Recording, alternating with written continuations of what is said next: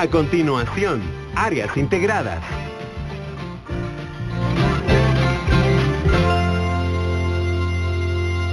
Bienvenidos a este espacio educativo Aprendo en Casa y en Clase. Soy Luis Francisco Salsimaj y en esta oportunidad desarrollaré el tema ¿Cómo me comunico? Este tema de las áreas de comunicación y lenguaje y matemática. Este tema está dirigido para estudiantes del programa de educación de adultos por correspondencia PEAC. Si en casa hay alguna persona con discapacidad, este tema le ayudará a desarrollar habilidades y destrezas como la memoria, pensamiento lógico y pensamiento matemático. Antes de iniciar, quiero saludar a Flor Pirir, quien nos acompaña en la interpretación de lengua de señas. Bienvenida, Flor.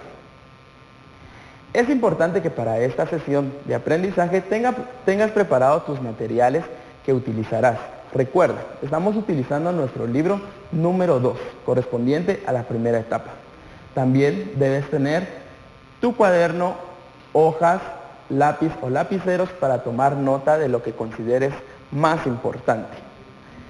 También te recuerdo que debes seguir manteniendo las medidas de higiene y seguridad, como el lavado constante de manos, y si ya tienes tus manos limpias, podemos iniciar. Realizaremos la lectura que aparece en nuestro libro. Este tema recuerda que corresponde a la semana número 30. Leamos juntos en casa.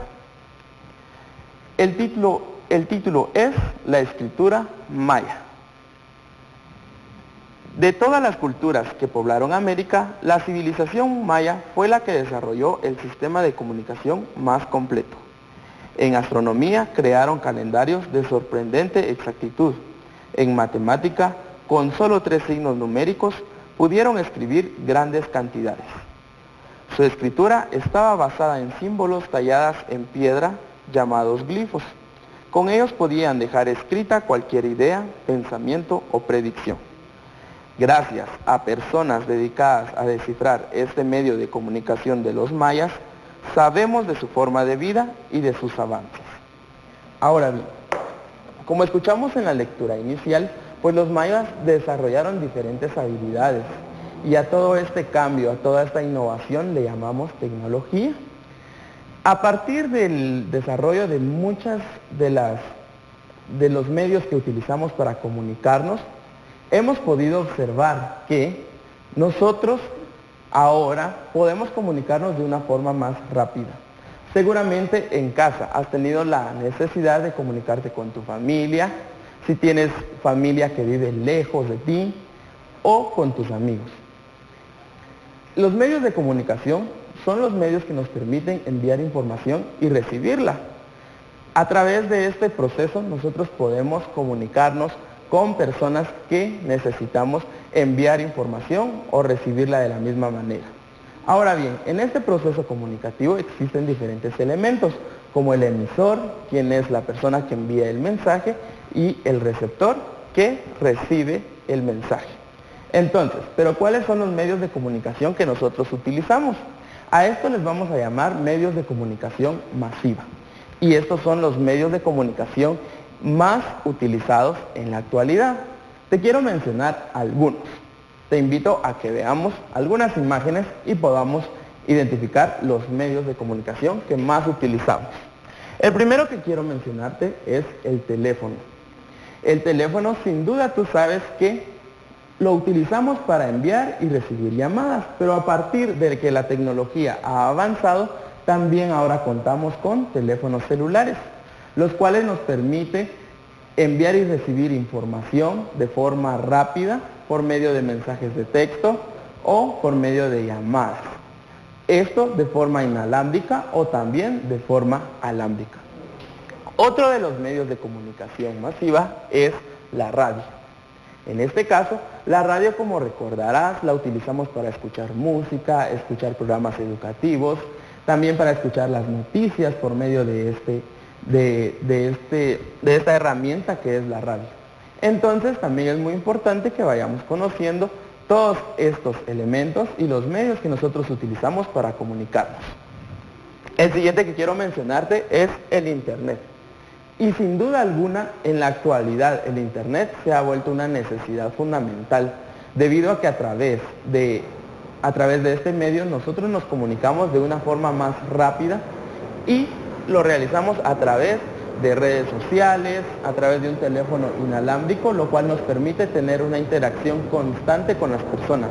Incluso recuerda que además de realizar llamadas, nosotros también realizamos videollamadas, lo cual nos permite ver a la persona en tiempo real lo que está haciendo o lo que está sucediendo en algún lugar determinado. También quiero mencionarte la carta.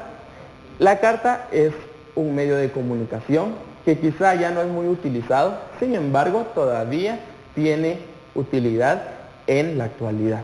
Entonces en nuestro país existen diferentes instituciones que se encargan de velar por enviar y recibir correspondencia. En este caso también la carta es un medio de comunicación que se utiliza en la actualidad, sin embargo es menor el uso que se le da a diferencia del internet, por ejemplo.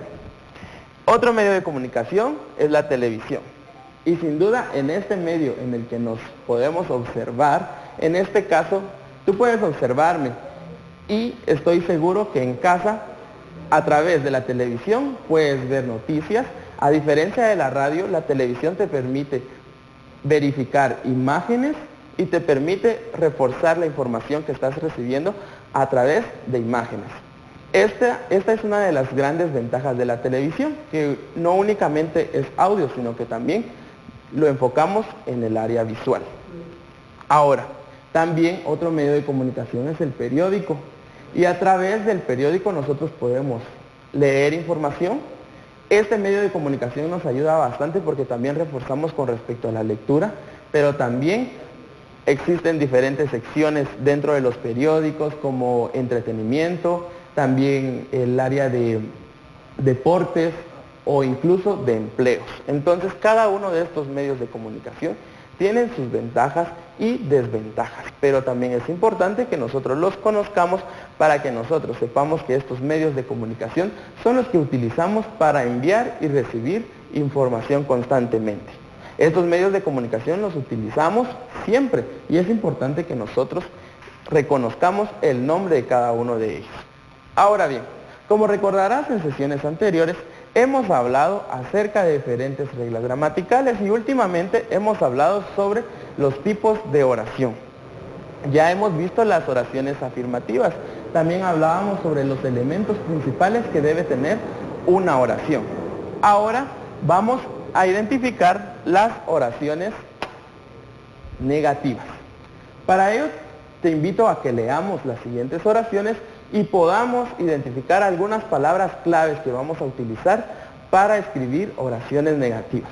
Pues las oraciones negativas no son más que escribir oraciones que demuestren una negación o algo negativo, como su mismo nombre lo dice. Entonces, a diferencia de la oración afirmativa que decía algo verdadero, puede ser que acá sea algo falso. Entonces, leamos la primera. Dice, nunca he ido a Saculeu. Entonces, cuando leemos esta oración, ¿cuál de estas palabras se refiere a algo negativo? En este caso la palabra es nunca. Entonces, para crear oraciones negativas, vamos a utilizar algunas palabras y alguna de ellas es nunca. Leamos la siguiente. Carolina jamás ha faltado a clases. ¿Cuál sería ahí la palabra que nosotros utilizamos para escribir esta oración? La palabra es jamás. Leamos la siguiente. Los ciclistas no pudieron competir. Acá la palabra clave que utilizamos para identificar nuestra oración negativa es no. Entonces, las tres palabras que comúnmente vamos a utilizar para escribir nuestras oraciones negativas son nunca, jamás y no. Y como podemos observar en la última, dice Juan nunca ha bailado. Entonces, nuestra palabra clave acá es nunca. Muy importante que nosotros aprendamos estas palabras para escribir nuestras oraciones negativas.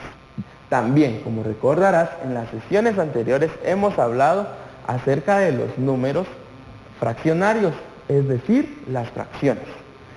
Conocimos cómo escribir una fracción y cuáles serán sus elementos. ¿Recuerdas cuáles son los elementos de la fracción? Si no lo recuerdas, en este momento te invito a que me acompañes al pizarrón y vamos a escribir una fracción y vamos a identificar sus partes.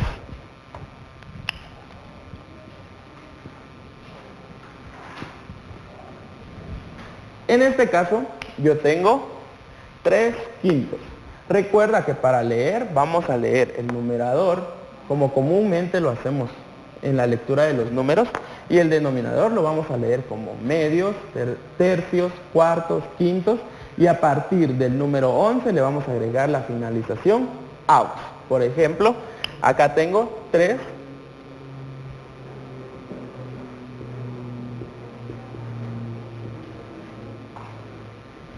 Y en este caso es mi numerador. En este caso tengo 5 en la parte inferior.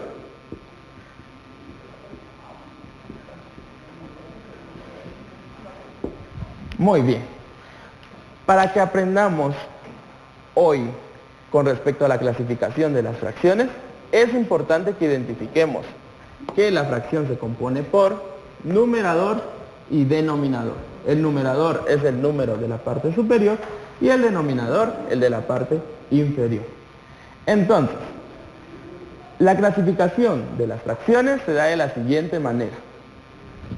La fracción propia. Escucha bien esta propiedad de la fracción propia. En la fracción propia, el numerador será un número menor al denominador. Entonces, si en la fracción propia me indica que el numerador debe ser menor el número al denominador, escribamos un ejemplo entonces.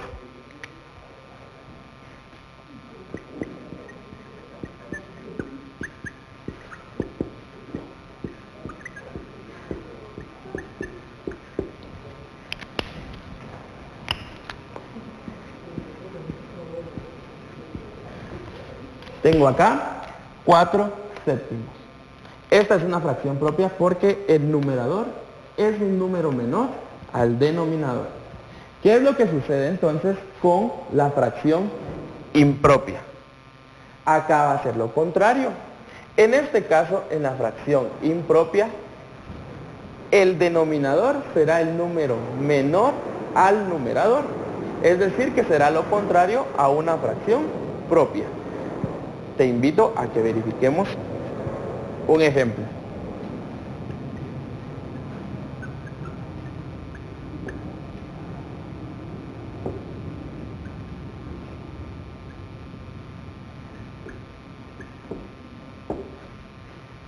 Entonces, de ejemplo colocaré 3/2. Puedes observar la diferencia entre ambas. En el caso de la fracción propia, el numerador es un número menor al denominador. A diferencia que la fracción impropia, que el denominador es un número menor al numerador. Esta es la diferencia que existe entre esta clasificación de fracciones. Ahora bien, también es importante que, como en la sesión anterior aprendimos a graficarlas, a representarlas de forma gráfica, es importante que también aprendamos a graficar las fracciones propias, principalmente las impropias también, que estas tienen una propiedad específica. Entonces, en este caso, la fracción propia, recuerda que vamos a utilizar cualquier figura que podamos dividir en partes iguales. Si utilizas una figura que no puedes dividir en partes iguales, es decir, que tu representación gráfica será incorrecta. Entonces, vamos a graficar la fracción propia 4/7. En este caso utilizaré un rectángulo.